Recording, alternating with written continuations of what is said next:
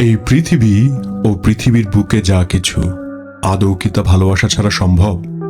রংহীন ভালোবাসা, তবুও সবুজ, হলুদ আর নীলের বুক চিরে প্রেমিক প্রেমিকার তীব্র আকর্ষণে এক টুকরো চুমুতে ভালোবাসা সুন্দর। পরন্ত বিকেলের হেলে পড়া আলোয় মেতে ওঠা খুনছুটিতে ভালোবাসা সুন্দর। রংহীন ভালোবাসা, তবুও তাদের আঁকা রঙে আগুনের বুকে ও তার চোখে মুখে ভালোবাসা সুন্দর। আর তাই হয়তো গ্রিক ফিলোসোফার প্লাটো বলেছিলেন, at the touch of love everyone becomes a poet, অর্থাৎ ভালোবাসার স্পর্শে সবাই কবি।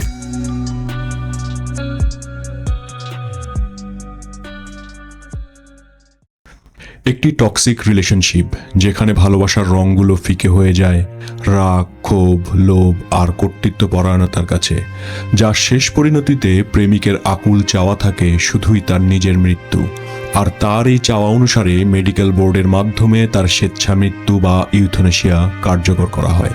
একবার ভাবুন তো, একটা মানুষ কতটা নির্মম পরিণতিতে পৌঁছলে তার নিজের বাবা তার এই স্বেচ্ছা মৃত্যুর ইচ্ছায় সম্মতি প্রদান করতে পারে। ভিউয়ার্স, ট্রু টেলস টিভির আজকের গল্পে আপনাদের স্বাগতম। আজ আমরা যে হতভাগার গল্প শুনব তার নাম হচ্ছে মার্ক ভ্যান ডঙ্গেন। গল্পটি শুরুর আগে সকলকে সতর্ক করে বলতে চাই, গল্পটি শুধুই প্রাপ্তবয়স্কদের জন্য, আর দুর্বল চিত্তের মানুষদের ভিডিওটি না দেখার জন্য বিশেষভাবে অনুরোধ করা হলো। যারা পৃথিবীর বুকে ঘটে যাওয়া সত্য কাহিনী জানতে ও শুনতে পছন্দ করেন তাদেরকে দ্রুত আমাদের চ্যানেলটি সাবস্ক্রাইব করে বেল আইকনটি প্রেস করার অনুরোধ জানাচ্ছি। মার্ক ভ্যান ডঙ্গেন 1988 সালে নেদারল্যান্ডে জন্মগ্রহণ করে। মার্কের বাবা কর্নেলিয়াস ভ্যান ডঙ্গেন ছিলেন একজন সিভিল ইঞ্জিনিয়ার। মার্ক ও তার বাবার পেশাতেই ক্যারিয়ার গড়ে তুলতে নেদারল্যান্ডের এক ইউনিভার্সিটি থেকে সিভিল ইঞ্জিনিয়ারিং এর উপর পড়াশোনা শেষ করে। মার্ক ছিল HIV পজিটিভ। 2010 সালের দিকে একটি ডেটিং অ্যাপের মাধ্যমে 22 বছর বয়সী মার্কের পরিচয় হয় 40 বছর বয়সী বার্লিনা ওয়ালেসের সাথে। যে ডেটিং অ্যাপটি মূলত তৈরি করা হয় এইডসে আক্রান্ত মানুষদের জন্য। মার্কের মতোই বার্লিনা ছিল HIV পজিটিভ। বার্লিনা দাবি করে যে ছোটবেলায় এক গ্যাং রেপের কারণে তার ভেতর HIV সংক্রমিত হয়। বার্লিনা জন্মগ্রহণ করে দক্ষিণ আফ্রিকায় এবং সেখানেই সে একজন ফ্যাশন ডিজাইনার হিসেবে নিজের ক্যারিয়ার গড়ে তোলে। বার্লিনা 1994 সালে তার প্রাক্তন প্রেমিক রে ওয়ালেসের সাথে যুক্তরাজ্যে পাড়ি জমায় ও এর প্রায় 10 বছর পর তাদের ছাড়াছাড়ি হয়ে যায়। 2010 সালের দিকে যখন মার্ক ও বার্লিনার পরিচয় হয় তখন মার্ক ছিল নেদারল্যান্ডে আর বার্লিনা থাকত যুক্তরাজ্যে অর্থাৎ ইংল্যান্ডে। তাদের পরিচয়ের এক পর্যায়ে মার্ক নেদারল্যান্ড থেকে ইংল্যান্ডে আসে বার্লিনার সাথে দেখা করতে। বার্লিনার সাথে বেশ ঘনিষ্ঠ ও ভালো কিছু সময় পার করে কিছুদিন পরই মার্ক আবার নেদারল্যান্ডে ফিরে যায়। কিন্তু এর কয়েক সপ্তাহ পরই বার্লিনা মার্কের সাথে যোগাযোগ করে তাকে জানায় যে সে প্রেগন্যান্ট। এই খবরটির উপর ভিত্তি করেই মার্ক স্থায়ীভাবে ইংল্যান্ডে পাড়ি জমিয়ে সেখানে ব্রিস্টল ইউনিভার্সিটিতে ছাত্র হিসেবে ভর্তি হয় ও পাশাপাশি ইঞ্জিনিয়ার হিসেবে একটি বড় কনস্ট্রাকশন প্রজেক্টে কাজ জোগাড় করে বার্লিনার সাথে একসাথে থাকতে শুরু করে। কিন্তু এর মাত্র কয়েক মাস পরেই বার্লিনা মার্ককে জানায় তার মিসক্যারেজ হয়েছে। আসলে বার্লিনা কখনো গর্ভবতী ছিলই না, সে শুধু মার্ককে কাছে পাবার কারণেই এই মিথ্যাটি সাজিয়েছিল।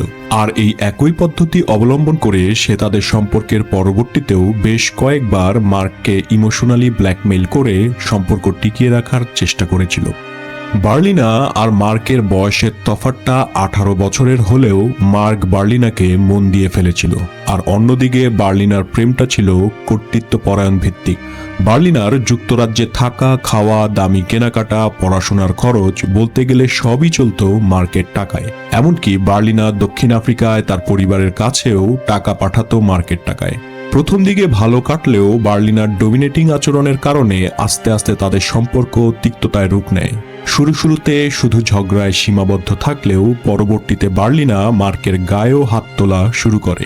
যেমন একবার রাগের বশে বার্লিনা মার্কের শরীরে গরম পানি ঢেলে দেয়। কিন্তু তারপরও হাসপাতালে নেওয়ার পর ডাক্তার যখন মার্ককে জিজ্ঞেস করে কিভাবে এমনটা হলো, উত্তরে বার্লিনাকে বাঁচাতে মার্ক বলেছিল তার নিজের হাত থেকে গরম চা পড়ে এমনটা হয়েছে। যদিও মার্ক পরবর্তীতে তার পরিবার আর বন্ধুদের বলেছিল বার্লিনাই এমনটা করেছিল। এমনকি মার্ক যেন তাকে ছেড়ে না যেতে পারে তাই বার্লিনা মার্কের পাসপোর্ট নিজের কাছেই লুকিয়ে রাখত। আর ইমোশনাল ব্ল্যাকমেইলকে হাতিয়ার হিসেবে ব্যবহার করে সে প্রায়ই বলতো, তুমি আমাকে ছেড়ে যাওয়ার চেষ্টা করলেও আমি আত্মহত্যা করব। কখনো কখনো সে মার্ককে এটাও বলতো যে তুমি আমাকে ছেড়ে গেলে আমি পুলিশে কমপ্লেন করে বলবো তুমি আমাকে মারধর করেছো। আর এর সাথে গর্ভবতী হয়ে গর্ভপাতের অভিনয়টাও সে বেশ ভালোভাবে চালিয়ে যেত। এভাবেই মার্ক নানান অত্যাচার সহ্য করে বার্লিনার সাথে 5 বছর পার করে।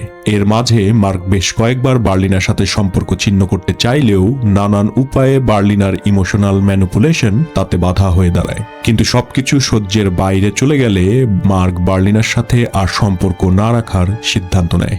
2015 সালের জুলাই মাসে মার্কের সাথে ভায়োলেট নামের এক মেয়ের পরিচয় হয়। মার্ক ভায়োলেটের সাথে যতই সময় কাটায় ততই সে অনুধাবন করে যে 5টা বছর সে একটা ভুল মানুষের সাথে পার করেছে। বার্লিনার তিক্ত অত্যাচারে সে মানুষের ভালো ব্যবহারের অনুভূতিগুলোই ভুলতে বসেছিল। মার্ক তাই এবার পুরোপুরি মনস্থির করে ফেলে যে সে বার্লিনার সাথে সম্পর্ক ছিন্ন করবে। আর তার এই সিদ্ধান্ত সে বার্লিনাকে জানিয়ে দেয় ও তার সকল জিনিসপত্র নিয়ে সে প্রথমে একটা হোটেলে গিয়ে ওঠে ও পরে একটা বাসা ঠিক করে সেখানে শিফট হয়ে যায়। মার্ক বার্লিনাকে ছেড়ে আসার পর থেকেই বার্লিনা মার্ক ও ভায়োলেটের মোবাইলে অনবরত কল ও মেসেজ করতে থাকে। পরিস্থিতি এমন পর্যায়ে চলে যায় যে মার্ক বাধ্য হয়ে সেপ্টেম্বরের 2 তারিখ পুলিশে কমপ্লেন করে। পুলিশ বার্লিনাকে এমনটা করতে নিষেধ করলে বার্লিনা এবার সাইলেন্ট কল করা শুরু করলো, অর্থাৎ ফোন করে সে কিছু না বলে চুপ করে বসে থাকতো। আর এই সকল কিছুর পাশাপাশি বার্লিনা মনে মনে ভয়ঙ্কর এক পরিকল্পনার ছক কষতে লাগলো। বার্লিনা অনলাইনে অ্যাসিড সংক্রান্ত বিষয় নিয়ে জানতে ঘাটাঘাটি করতে লাগলো। সে অনলাইনে এগুলো জানার চেষ্টা করলো যে কিভাবে অ্যাসিড অ্যাটাক করা যায়, কেউ যদি অ্যাসিড খেয়ে ফেলে তাহলে কি হবে, অ্যাসিড মানুষের চামড়ায় লাগলে কি কি ক্ষতি হতে পারে, অ্যাসিড অ্যাটাকের পর পুলিশ ধরে ফেললে কোন কোন ডিফেন্সগুলো কাজে লাগবে, অ্যাসিডে একবার শরীর পুড়ে গেলে সেগুলো কি আর ঠিক হয় কিনা ইত্যাদি। এমনকি সে গুগলে অ্যাসিড অ্যাটাক নিয়ে শত শত আর্টিকেল পড়তে শুরু করে। মূলত তৎকালীন যুক্তরাজ্যে ঘটে যাওয়া বেশ কিছু অ্যাসিড অ্যাটাকের ঘটনা তাকে তার পরিকল্পনা সাজাতে অনুপ্রাণিত করে। আর তার এই পরিকল্পনার অংশ হিসেবে 2015 সালের সেপ্টেম্বরের 2 তারিখে সে অনলাইনে কেনাবেচা করার প্ল্যাটফর্ম অ্যামাজন থেকে 1 লিটার 98% কনসেন্ট্রেটেড সালফিউরিক অ্যাসিডের অর্ডার করে। 22 সেপ্টেম্বর 2015 ওই দিন বার্লিনা কল করে মার্ককে জানায় সে সবকিছু ছেড়ে তার নিজ দেশে ফিরে যেতে চায়। তাই শেষবারের মতো সে মার্ককে তার সাথে দেখা করার অনুরোধ করতে থাকে। মার্কের মনে সবসময় একটা ভয় কাজ করত যে বার্লিনা হয়তো সত্যি সত্যি আত্মহত্যা অথবা নিজের কোনো ক্ষতি করে বসতে পারে। আর সেই ভয় থেকেই সে রাজি হয় বার্লিনার সাথে শেষ দেখা করে তাকে সবকিছু গুছিয়ে ও বুঝিয়ে বলার। ওই দিন সন্ধ্যার দিকে মার্ক বার্লিনার ফ্ল্যাটে তার সাথে দেখা করতে গেলে তারা একসাথে ডিনার করতে বসে আর নিজেদের মধ্যে আলাপ করতে থাকে। মার্ক তাকে এটা বুঝিয়ে বলার চেষ্টা করে যে তাদের সম্পর্ক এখানেই শেষ, তার পক্ষে আর ফিরে আসা সম্ভব না। মার্ক এটাও বলে যে সে বার্লিনাকে ছেড়ে গেলেও সে বার্লিনার বাসা ভাড়া, প্রতি মাসে তার হাত খরচ ও তার ইউনিভার্সিটির টিউশন ফি কন্টিনিউ দিয়ে যাবে, যতদিন না বার্লিনা ভালো একটি চাকরি জোগাড় করে নিজের খরচ নিজে চালাতে পারে। কিন্তু কথাবার্তার এক পর্যায়ে আনুমানিক রাত 10টার দিকে তাদের মধ্যে তুমুল ঝগড়া লেগে যায়। ঝগড়ার এক পর্যায়ে বার্লিনা মার্ককে জানায় সে আর এক মুহূর্ত এই বাড়িতে থাকবে না, সে এক্ষুনি এখান থেকে বের হয়ে একটি হোটেলে গিয়ে উঠবে। এই বলে বার্লিনা বাড়ি থেকে বের হয়ে গেলে অনেক রাত হয়ে যাওয়ার কারণে মার্ক সেখানেই রাত কাটানোর সিদ্ধান্ত নেয় আর তারপর বিছানায় গিয়ে শুয়ে ঘুমিয়ে পড়ে। হঠাৎ মাঝরাতে বার্লিনার অট্টহাসিতে মার্কের ঘুম ভেঙে গেলে সে দেখতে পেল বার্লিনা একটি গ্লাস হাতে তার সামনে দাঁড়িয়ে আছে। তারপর হঠাৎই বার্লিনা হাসতে হাসতে চিৎকার করে বলে, যদি আমি তোমাকে না পাই তাহলে কেউ পাবে না। আর এই বলে সে তার হাতে থাকা গ্লাস থেকে অ্যাসিড মার্কের উপর ছুঁড়ে মারে। অ্যাসিড মার্কের মুখে ও শরীরে স্পর্শ করার সাথে সাথে মার্কের শরীরের চামড়া পুড়ে ধোঁয়া উঠতে শুরু করলে মার্ক প্রচণ্ড ব্যথায় চিৎকার করতে করতে বাড়ি থেকে রাস্তায় নেমে আসে তার আশেপাশে থাকা প্রতিবেশীদের সাহায্য চাইতে। বেশ কয়েকজন প্রতিবেশী মার্কের চিৎকার শুনে এগিয়ে আসলে তারা দেখতে পায় মার্কের মুখ ও কাঁধ পর্যন্ত ও শরীরের বিভিন্ন অংশে কাদা লেগে আছে। আর তাদের এই ভুল ধারণা পরক্ষণেই ভেঙে যায় যখন তারা এটা বুঝতে পারে যে অ্যাসিডের কারণে মার্কের চামড়া নরম কাদার মতো খুলে খুলে পড়ছিল। আর এটা দেখে তারা দ্রুত ইমার্জেন্সি হেল্পলাইনে কল করে সব জানায় ও মার্ককে তাদেরই একজনের বাসার ওয়াশরুমে নিয়ে গিয়ে তার সারা শরীরে পানি ঢালতে থাকে। অ্যাম্বুলেন্স আসার পর যখন প্যারামেডিক মার্ককে দেখতে পায় তারা পুরোই হতভম্ব হয়ে যায়। তারা তাদের জীবনে এত ভয়াবহ অ্যাসিড অ্যাটাক এর আগে কখনোই দেখেনি। মার্কের মুখ, বুক, পেট, হাত, উরু ভয়াবহভাবে অ্যাসিডে পুড়ে যায়। তার চোখ পুরো বিবর্ণ হয়ে যায় আর তার বাম কান ও বাম চোখের পাতা সম্পূর্ণ গলে যায়। তার নাক সম্পূর্ণভাবে বিচ্ছিন্ন হয়ে যায় আর চোখগুলোও প্রায় গলে যাবার উপক্রম হয়। মার্কের মুখ দিয়ে ক্রমাগত ফেনা বের হতে থাকে আর প্রচণ্ড ব্যথায় সে চিৎকার করে বলতে থাকে, আমার দেখতে খুব কষ্ট হচ্ছে।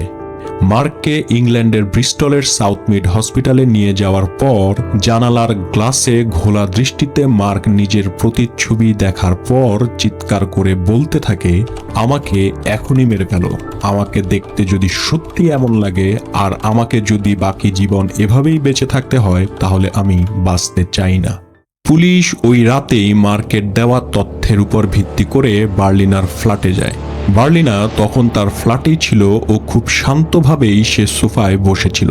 তার চোখে মুখে কোনো অনুতপ্তের ছাপ ছিল না। যখন পুলিশ তাকে জিজ্ঞেস করে যে সে মার্কের মুখে কি ছুঁড়ে মেরেছে, সে অ্যাসিডের খালি বোতলের দিকে আঙ্গুল তুলে দেখায়। আর এরপর কোনো কিছু জিজ্ঞেস না করেই পুলিশ ঘটনাস্থল থেকেই বার্লিনাকে গ্রেফতার করে। পুলিশি জেরার মুখে বার্লিনা সব দোষ উল্টো মার্কের উপর চাপানোর চেষ্টা করে বলে মার্কই সবসময় তাকে অত্যাচার করত।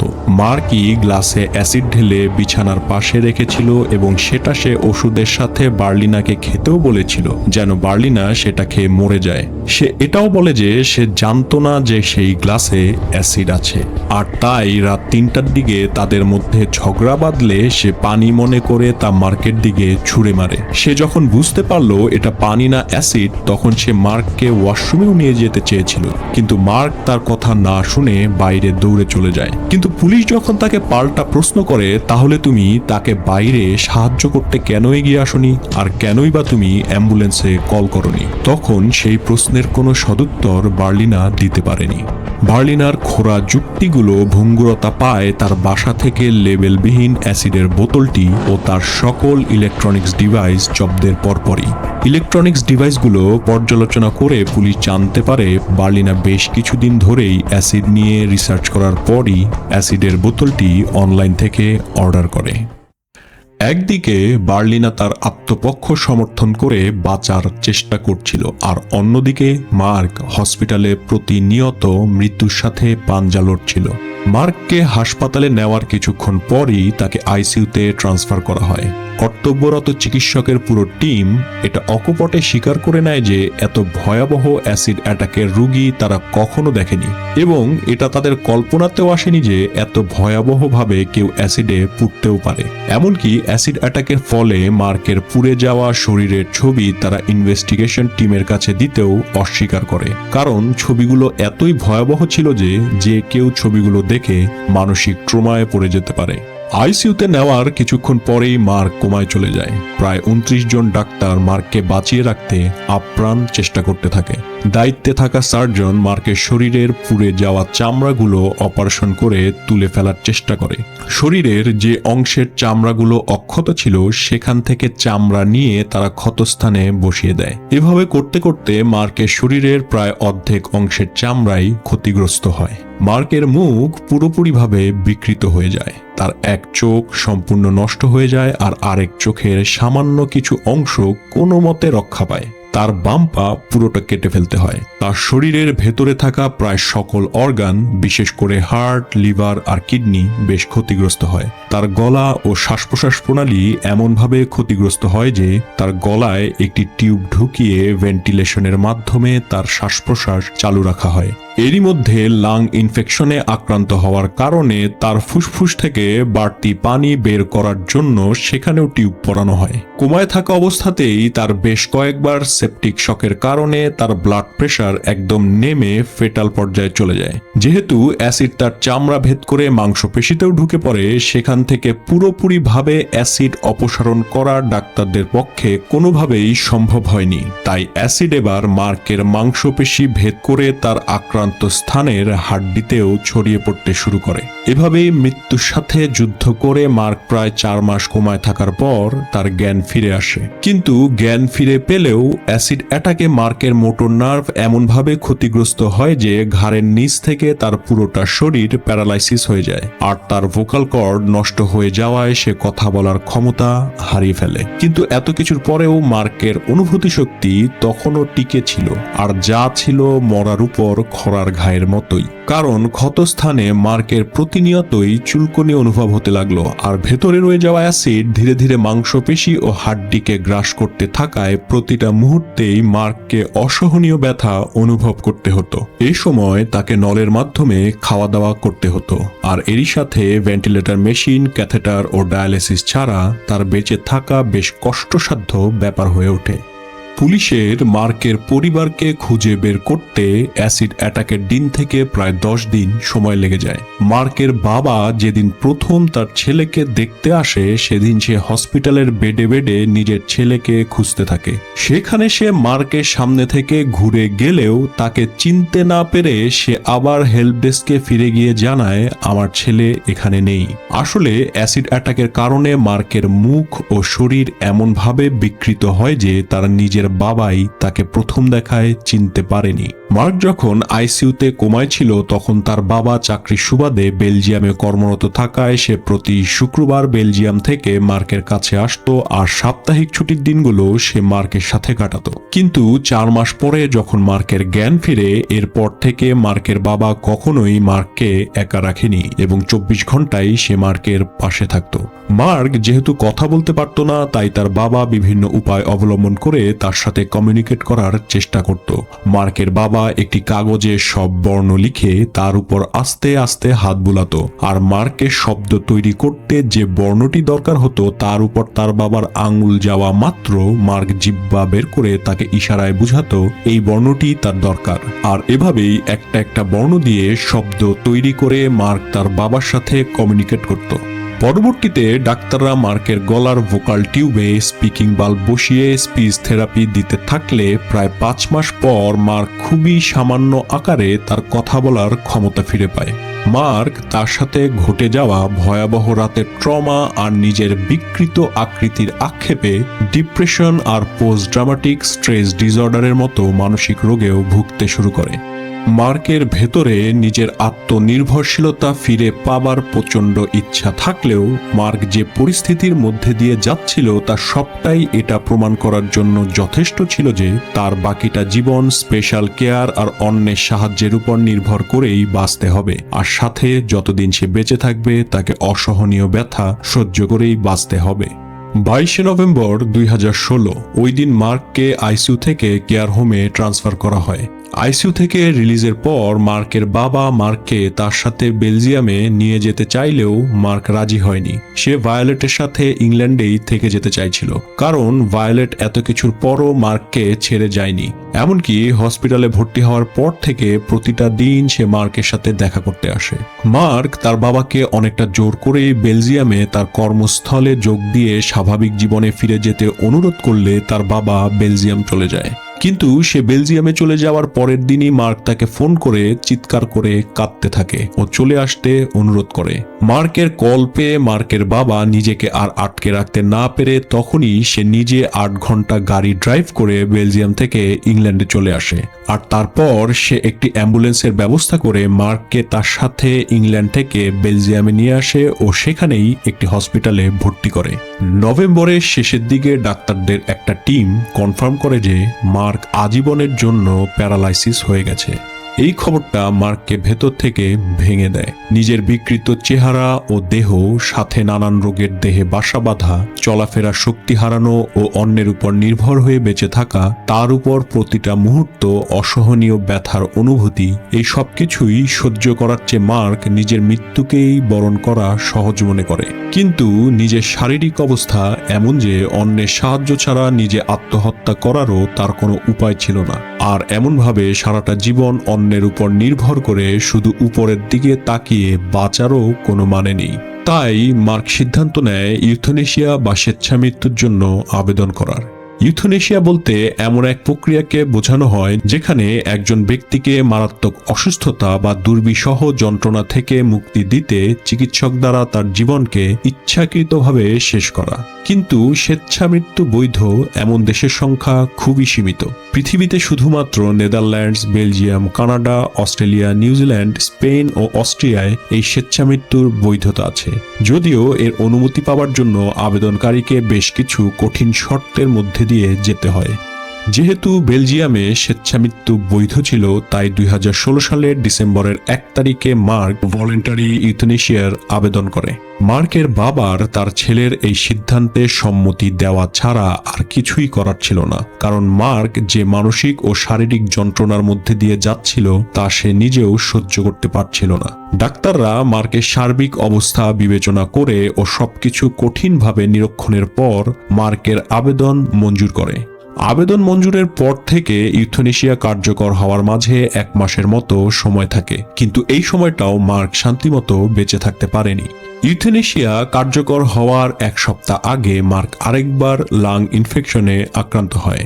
ডাক্তাররা তাকে জানায় যে একটি টিউব তার গলা দিয়ে ঢুকিয়ে দেওয়া হবে, কিন্তু এতে তার কথা বলার ক্ষমতা পুরোপুরিভাবে নষ্ট হয়ে যাবে। কিন্তু মার্ক এই ট্রিটমেন্ট গ্রহণে অসম্মতি জানায়, কারণ সে চেয়েছিল মৃত্যুর আগ পর্যন্ত সে যেন তার বাবার সাথে কথা বলতে পারে। অবশেষে অ্যাসিড অ্যাটাকের ঘটনার দিন থেকে প্রায় 15 মাস অসহনীয় যন্ত্রণা সহ্য করার পর 2016 সালের জানুয়ারি মাসের 2 তারিখে মার্ক ভ্যান ডঙ্গনের মৃত্যু ইউথনেশিয়ার প্রসিডিউর ফলো করে তার বুকে লিথাল ইনজেকশন পুশ করার মাধ্যমে কার্যকর করা হয়। ওই রাতেই চ্যানেল 4 নিউজ নামের একটি টিভি চ্যানেলের সাক্ষাৎকারে মার্কের বাবা যা বলে তা অনেকটা এইরকম: আমার ছেলে দীর্ঘ 15 মাস নারকীয় কষ্টের মধ্যে কাটিয়েছে। প্রতিটা মুহূর্ত এটা তার উপর এক ধরনের অত্যাচার ছিল, এমন অত্যাচার যা যে কাউকেই পাগল করে দিতে পারে। এর চেয়ে ভালো যদি সে আমার ছেলেকে গুলি করে মেরে ফেলতো। মার্কের মৃত্যুর খবর ইংল্যান্ডে পৌঁছানোর পরপরই বার্লিনার বিরুদ্ধে 2টি চার্জ গঠন করা হয়। একটি গ্রিভিয়াস বডিলি হার্ম অর্থাৎ গুরুতর আঘাত, আর অন্যটি মার্ডার অর্থাৎ হত্যা। কিন্তু বার্লিনার ডিফেন্স লয়ার বার্লিনার বিরুদ্ধে মার্ডার চার্জের বিরুদ্ধে কন্টেস্ট করে। তারা যুক্তি দেয় যে বার্লিনা মার্ককে হত্যা করেনি, বরং মার্কই নিজের ইচ্ছায় স্বেচ্ছায় মৃত্যুবরণ করে নেয়। যেহেতু ইংল্যান্ডের আইন অনুযায়ী হত্যার অপরাধে দোষী সাব্যস্ত হলে অপরাধীর অপরাধ কর্ম আর ভিকটিমের মৃত্যুর সাথে একটি অভঙ্গুর সংযোগ থাকতে হয়, তাই আদালত বার্লিনাকে মার্কের মৃত্যুর জন্য দায়ী করেনি। কারণ বার্লিনার অ্যাসিড অ্যাটাক আর মার্কের মৃত্যুর মধ্যকার সংযোগটি তখনই ভেঙে যায় যখন মার্ক নিজের ইচ্ছায় স্বেচ্ছায় মৃত্যু গ্রহণের সিদ্ধান্ত নেয়। নিম্ন আদালত তার সিদ্ধান্তে জানায় যে বার্লিনা গুরুতর আঘাতের জন্য দোষী হলেও সে মার্কের মার্ডারের জন্য লাইবেল হবে না। কিন্তু প্রসিকিউশন নিম্ন আদালতের এই সিদ্ধান্তের বিরুদ্ধে আপিল করলে উচ্চ আদালত সিদ্ধান্ত দেয় যে যদিও মার্ক ইউথনেশিয়ার মাধ্যমে স্বেচ্ছা মৃত্যুর সিদ্ধান্ত নেয়, কিন্তু কেন আর কোন পরিস্থিতির কারণে মার্ক এমন সিদ্ধান্ত নিতে বাধ্য হয় তাও বিবেচনার বিষয়। পরবর্তীতে আদালত এই বিষয়টি বিবেচনা করার দায়িত্ব জুরি বোর্ডের উপর ছেড়ে দেয়। যুক্তরাজ্যের আইনে জুরি বোর্ডের মাধ্যমে একটি সিদ্ধান্তে উপনীত হওয়া মূলত একটি অনেক পুরনো প্রথা। এটিকে আজও ন্যায় বিচারের প্রতীক হিসেবে বিবেচনা করা হয়। সাধারণত 12 জন সদস্য নিয়ে জুরি বোর্ড গঠন করা হয় এবং তাদের প্রত্যেককেই সাধারণ জনগণের মধ্যে থেকে নির্বাচিত করা হয়। জুরি বোর্ডের মূল কাজ হল বিচারক প্রদত্ত নির্দেশনা অনুযায়ী চাই মামলার প্রমাণাদি বিশ্লেষণ করে একটি ন্যায়সঙ্গত সিদ্ধান্তে পৌঁছানো। আদালত বার্লিনাকে হত্যার জন্য দোষী সাব্যস্ত করতে জুরি বোর্ডকে 2টি প্রশ্নের উত্তর খুঁজে বের করতে বলে। প্রথমটি হলো, বার্লিনার অ্যাসিড অ্যাটাকের কারণেই কি মার্ক বাধ্য হয়ে স্বেচ্ছায় মৃত্যু সিদ্ধান্ত নেয়? আর যদি তাই হয়ে থাকে তাহলে দ্বিতীয় প্রশ্নটি হলো, বার্লিনার পক্ষে কি এটা প্রেডিক্ট করা সম্ভব ছিল যে তার এই অ্যাসিড অ্যাটাকের কারণেই মার্ক স্বেচ্ছা মৃত্যুর মতো সিদ্ধান্ত নিতে পারে? যদি 2টি প্রশ্নের উত্তরই হা হয় তাহলে বার্লিনাকে হত্যার জন্য দোষী সাব্যস্ত করা সম্ভব। আর যদি যে কোনো একটিরও উত্তর না হয় তাহলে বার্লিনাকে হত্যার জন্য দোষী সাব্যস্ত করা হবে না। প্রায় 15.5 ঘন্টার বিশ্লেষণের পর জুরি বোর্ডের সিদ্ধান্তে 2টি প্রশ্নের উত্তরই হা সূচক না আসায় বার্লিনাকে হত্যার জন্য দোষী সাব্যস্ত করা সম্ভব হয়নি। কিন্তু আদালত বার্লিনার এই ঘৃণিত অপরাধ কর্মের জন্য তাকে গ্রিভিয়াস বডিলি হার্ম অর্থাৎ গুরুতর আঘাতের জন্য দোষী সাব্যস্ত করে তাকে আজীবন কারাদণ্ডে দণ্ডিত করে। মার্কের সাথে ঘটে যাওয়া অ্যাসিড অ্যাটাকের ঘটনাটি 2015 সালে ইংল্যান্ড জুড়ে ঘটে যাওয়া প্রায় 100টি অ্যাসিড অ্যাটাকের ঘটনার মধ্যে অন্যতম। যদিও ওই বছর মার্কের মতো কেউই অ্যাসিড অ্যাটাকে মৃত্যুবরণ করেনি, কিন্তু মার্কের ঘটনাটি পুরো যুক্তরাজ্য জুড়ে সাড়া ফেলে দিলে যুক্তরাজ্য সরকার 2018 সালের জুলাই মাস থেকে সালফিউরিক অ্যাসিড ক্রয় করার জন্য লাইসেন্স বাধ্যতামূলক করে। পৃথিবীর বিভিন্ন দেশে অ্যাসিড অ্যাটাকের মতো ঘটনা ঘটলেও বাংলাদেশ, ভারত ও পাকিস্তানে অ্যাসিড অ্যাটাকের ঘটনা সবচাইতে বেশি। অ্যাসিড অ্যাটাক একটি বর্বর ও জঘন্য ধরনের অপরাধ যা একটি মানুষের বাকিটা জীবন নষ্ট করার জন্য যথেষ্ট। আর তাই বাংলাদেশ সরকার এই ধরনের ঘৃণিত অপরাধ নিয়ন্ত্রণের জন্য অ্যাসিড অপরাধ দমন আইন 2002 এর মাধ্যমে অ্যাসিড অ্যাটাকের জন্য সর্বোচ্চ সাজা হিসেবে মৃত্যুদণ্ডের বিধান রাখে।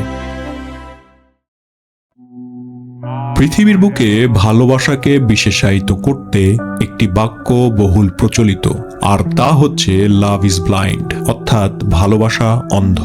এই বাক্যেরই যুক্তি খণ্ডন করতে গিয়ে ব্রিটিশ লেখক লরেন্স ডিউরেল বলেন, it is not love that is blind but jealousy. এই উক্তিরই উৎকৃষ্ট উদাহরণ মার্ক ভ্যান ডঙ্গনের জীবন কাহিনী, যা শেষ জীবনের অসহনীয় যন্ত্রণার গল্পগুলো ওপারে গিয়ে মুক্তি পাক। ভালো থাকুক সে ওপারে বাকিটা সময়।